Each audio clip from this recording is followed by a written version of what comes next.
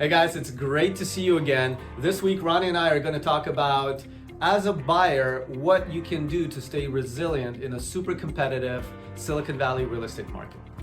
Yep, so as most of you know, this market that we're in is highly competitive, and it's, affecting buyers in a couple of different ways, right? So three main factors that are attributed to the competitive market that we're seeing, especially here in the springtime starting now.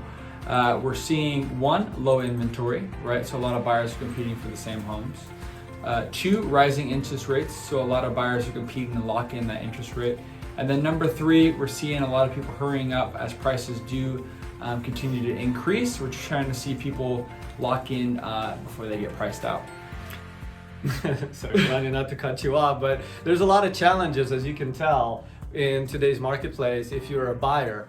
And there's definitely challenges if you're a seller as well, but this particular video is about how to be resilient as a buyer in today's marketplace. And one of those things is really being creative and thinking outside the box. And one of those strategies is a preemptive offer strategy. We've talked about it in the past in our previous videos, right? This is not the first time we bring up the point and the idea of preemptive offer. And essentially, let's just recap it. The way that it works is submitting an offer before the offer date.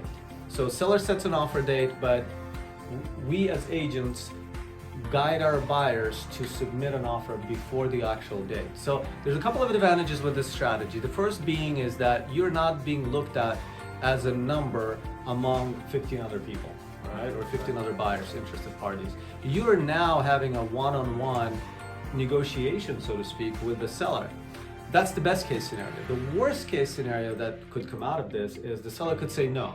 The seller could say, hey, I'm gonna wait until the offer date. Still gives you an advantage of being seen, being in front of the sellers, and presenting the offer ahead of time, so that when sellers actually review all the offers, they remember your offer when your offer is again in the stack. But more important than ever is using that opportunity and using that time to really package the best offer for the seller, right? Because if you are presenting an offer that the seller had an expectation of getting at the end, and we can submit that right out the gate and get the seller's expectations met, then there's a lot of opportunity there. And we've actually had a great experience just recently with one of our clients, right, Ronnie? Yep. Just on Tuesday, we had clients coming in from out of town. They only had about a week here, and they had to lock up a property within that week. So we showed them a lot of properties off market, on market, and we were able to write a preemptive offer and actually get it accepted that day. And we're able to actually take measurements today. That day at 11 p.m., right? PM, Yes. That day at 11 p.m. And then we did measurements today, and they're ready to go back to their home, and they have this home all set up and ready to go, and just going through the escrow process now. So it really does help, especially if you're on a specific timeline, doing that preemptive offer. Like you said, like Russ said, the worst that can happen is you don't get that offer accepted, and you come back and they already kind of worked with you one-on-one, so they're going to know you by name, they're going to know your agent, and be able to work with you a little bit more on the offer date. So definitely doesn't hurt to try that strategy at all. Exactly. And if that offer doesn't get accepted, it ties into our second point, which is patience, right? Right. Yep. And being patient in a market like this is key, right? You don't want to burn yourself out. You want to know that there is that possibility that your offer may not get accepted on the first try. But that first try too is a really good educational point, right? To understand how the offer process works, what the competition looks like. And the next time that you write an offer, you're a lot more comfortable, and you're going to have, a good shot at understanding what to expect next.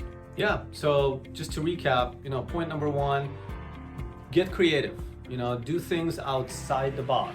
Explore all options. Explore all the options, because more often than not, sellers are looking for top dollar and the best terms, but there is usually a silver lining somewhere in the middle. There's usually something else that sellers would love to see on the offer, and that's our job as agents to find out for our clients One of those examples is seller, for example, would like to keep a chandelier in the living room. Or the seller needs a longer rent back, which is the case for the contract that we put together this week for the kids to finish school. So do be inquisitive when submitting an offer.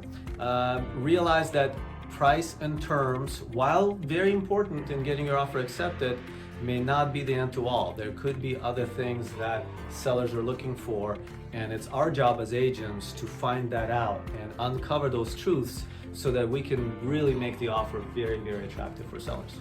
Definitely. And that brings us up to the last point, right? Willing to compromise.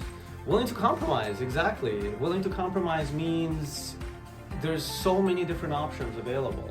A lot of times when we focus on one neighborhood, we might be really overlooking other neighborhoods that could fit the bill. And as local professionals, Ronnie and I constantly are having conversations with buyers about alternatives. Because if plan A doesn't work out, what is plan B? And there's always a plan B. And how, of course, how can we make plan A work, first of all? And if there's opportunity to maybe buy something smaller, add on to it. Maybe there's an opportunity to buy something that needs to be fixed up. Maybe seller can carry a portion of the loan.